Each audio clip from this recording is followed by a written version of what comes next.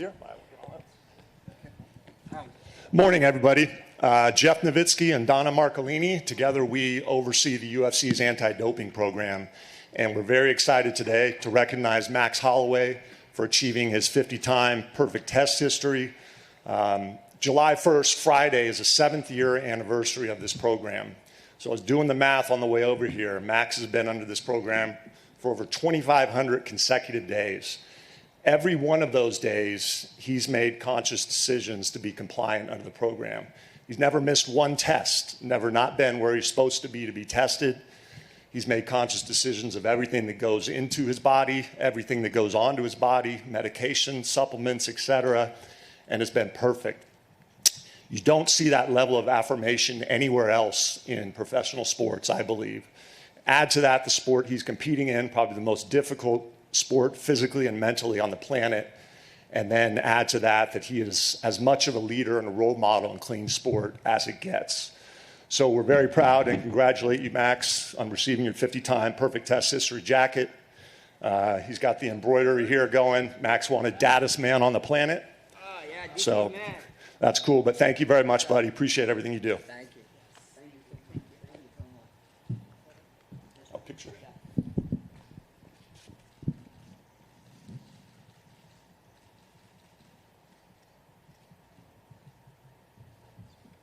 Thank you. Yes. Thank you.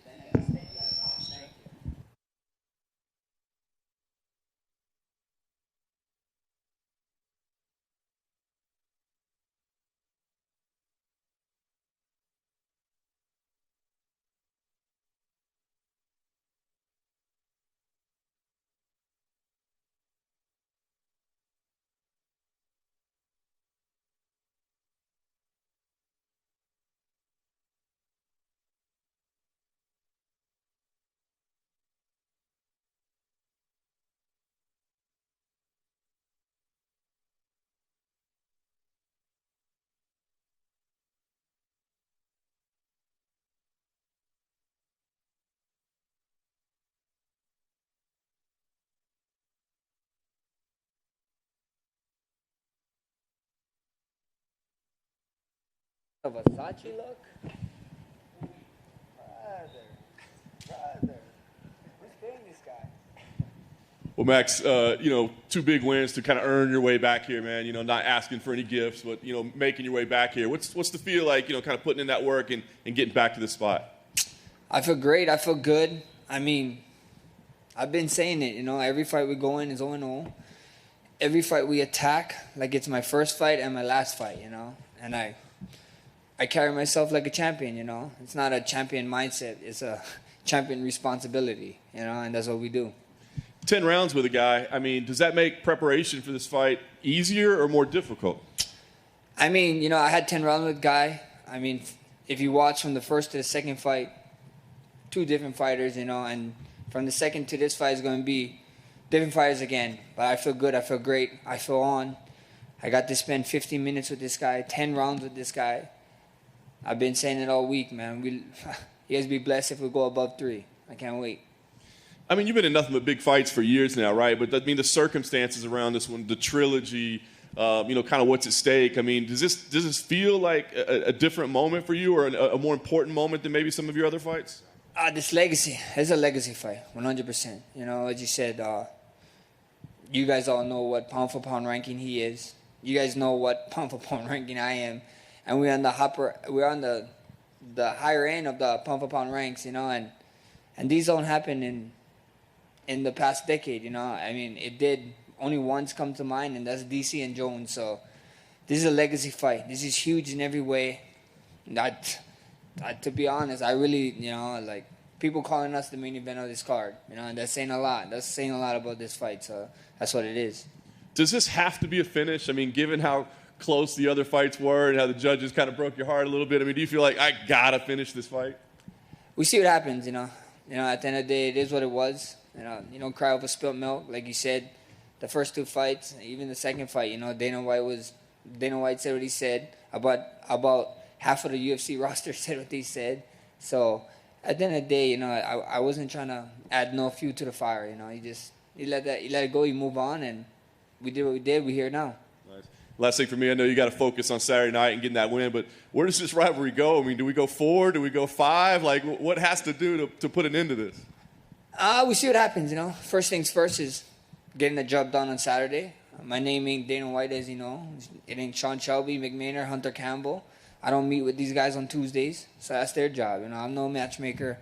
I'm a fighter. Whatever they want to do, we want to do. You know, there's a lot of history in a weight class above me that I have, you know, and I got a history with the guy who I consider stood the champ there. You know, I'm a short list for Connor, you know, and there's a bunch of dream matchups that fans want to see at 55 for me. So we'll see what happens. But first thing first, Alex got my full attention, and I can't wait to go out there and show the world why I'm one of the best to ever do this and to ever be in this game. Max, back here to your left. There's been a lot of talk about fire, like Khabib Nurmagomedov saying he thinks Volkanovski has more fire than you heading into that. Yeah. What do you think he means by that? Because you seem pretty fired up right now, and you've certainly shown a lot of fire in your last 2 performances. I mean, what I think Khabib means, I think Alex should be happy. He got a fan watching his cooking shows. That's probably the fire he's talking about, you know. So at the end of the day, I'm playing video games, so I guess you can't really see the fire. I mean, I scream when my guys and my teammates screw up or when I screw up, and that's pretty fire to me. But Khabib actually probably sees literally fire on the grill that Alex is using to cook, so that's probably where it got from. Personally, I feel that your second fight with Alex is one of the most criminally underrated fights of all time. Just the, you know, what you were able to learn from the first fight, what he was able to learn from the first fight, and vice versa. I know you like to separate yourself from the sport a little bit, but have you gone back recently and watched that second fight? And if so, what stands out to you about it? Not recently, but I did watch it. I sat with my team and we watched it together, and we just broke down. You know, it was 2 different guys. You know, and you saw 2 guys in there grow from the first fight, and then you saw 2 guys in there grow during the fight. You know, which is pretty good. You know, when you're at this level, you're at this high level. That's what you got to do to separate yourself from the pack. Last thing for me, and this might be the most important question of all, where are we at with the floral shorts? Are we making any headway on that? With the floor shorts, I checked in yesterday. I didn't have no floor shorts, but don't worry, guys. I got all you guys. ShopMaxHolloway.com. We have our own floor shorts that we dropped. I better see all you guys in them. Max, just a couple here. Keep my hand nice and high. You're a very relaxed person, but going into that Calvin Kattar fight, you were literally yelling at not just him, but everyone cage side that you were the best boxer. It was a different kind of energy I felt than like the Brian Ortega fight where you put up his gloves and teach him how to box. How much emotion were you carrying into that fight from the second Volkanovski fight? None. 0. Okay. I mean, all that emotion was from that fight, you know. You're only as good as your last fight. A lot of people forgot about, like, you only get judged off your last fight. So, you know, it is what it is. Kattar was new blood. He was older than me. He's calling me a freshman. You know what I mean? He said, people was saying, toting that he was the best boxer in the UFC. And there's level to this game, you know, and I wanted to show it, you know, and I went out there and I did. And I believe with the Kattar fight, I think so we had some fans. We had some fans in attendance, so that fired me up a little bit, you know. So you think I was screaming then, you know, wait Saturday night. Your boy this is the 9th island. A bunch of Hawaiians it's gonna be a Hawaiian pro crowd in there. It's gonna be insane. I would be surprised if people stay after my fight for that main event, because it's gonna be so pro Hawaiian, it's gonna be ridiculous. What's the biggest difference between the Holloway now versus the first or the second Volkanovski fight? I'd whoop both of their asses, you know, like plain and simple. You know, you get better. You need to get better in this game. If you stay the same, you do the same stuff, then you're not gonna grow in anything you do. You know, even what you guys do. You know, so I'm way better. I feel better. I feel great. I look great. I just can't wait to go out there and do it. Last thing, and I'll let you go here. Since you brought it up, I am also a screamer when I game. How would your wife describe you when you're playing video games? Oh, she. A nutcase, probably. She hears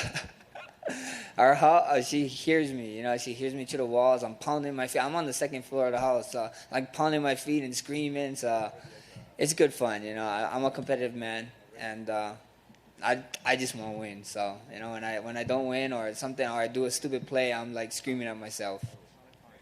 Thank you, brother. Max, Hey, over Max. here to your left. Right here. Right there. A lot of fans are saying that whoever wins this fight will determine who the greatest featherweight of all time is. Do you also see it that way? Not at all. Not at all. You know, a lot of fans, a lot of people is saying it, and do we forget the man Jose Aldo? The man got 8 title fights. I got 8 title wins actually. I have 5 title wins, and until somebody can beat his records as a champion, you know, with the 8 title wins, then they can consider themselves the GOAT in featherweight. You know, so I got 5 to be here against Alex to get my 6th title win. That's just a cherry on top, man. With fans and everything, it's gonna be amazing. And Josh Emmett says that he deserves the next title shot. He says that he's the number 1 contender. He'll be their cage side. Do you also see him as the number 1 contender to fight the winner of this one? Like I said, man, I ain't a matchmaker. You know, I do what he do. He can say whatever he want to say, believe what he want to say. I mean, at the end of the day, Dana White, UFC, that's all their job to worry about. And all I got to worry about is one guy, Saturday night. That's Alex, and that's my full focus. Max over here. Right here. Right here, Max. To the back. Just one. You're also being honored this week with the Hall of Fame, with the Forrest Griffin Award. I mean, sir. obviously every fighter, I think, wants to get in there for their fights and for their work inside the cage. But what does it mean to you to get this particular award? And also, will you be at the ceremony on Thursday? That award means a lot. It means a lot to me. You know, being able to give back to people, to show. That's what this life is about. You know what I mean? Like, especially during the pandemic, it was insane, you know, and seeing people go through tough times, meeting the kids at St. Jude's, you know, giving back to the Hawaii Food Bank, all these things, all my partnerships with everyone. That's what life is about, you know. If you can give back and inspire people, and I'm in a position to be able to give back and inspire, so why not do it, you know? Because you never know who you can touch in that day. And I won't be there this Thursday. I'll be doing some other things, you know. You guys can see me a little bit lighter on Friday morning, so I won't be there. But tune in for it. It's gonna be a great show. Thank you. Max over here. In that Brian Ortega fight that Volkanovski had, he had that really tight submission hold late in the fight. Did you think Volkanovski was done at that point? And were you surprised to see him get out of it? I mean, I didn't watch it live. I saw the highlights. I saw the tape, and looked pretty deep, looked pretty tight. And I mean, that's just a champion mentality, you know, And you know, kudos to him, you know. So it looked pretty cool. And speaking of Ortega, he's fighting in a few weeks against Yair Rodriguez. You fought both fighters. Who do you favor in that fight? How do you think that fight plays out? I will see what happens. Yair's a dog, man. A lot of people sleep on Yair. Yeah, he's really good. He's really good at mixing up and figuring things out. So, I mean, you look at my last fight with him. Was a great fight actually, and not only our division and all of the UFC, I think. So, I think he's an amazing fighter. I think Brian is amazing. I think it'd be an action-packed fight, and made a better man win. And someone you almost fought, Khabib Nurmagomedov, is going into the Hall of Fame. Where do you rank him on the greatest of all time list from your perspective? Because obviously he never lost, but maybe didn't have the title defenses as some of the other names.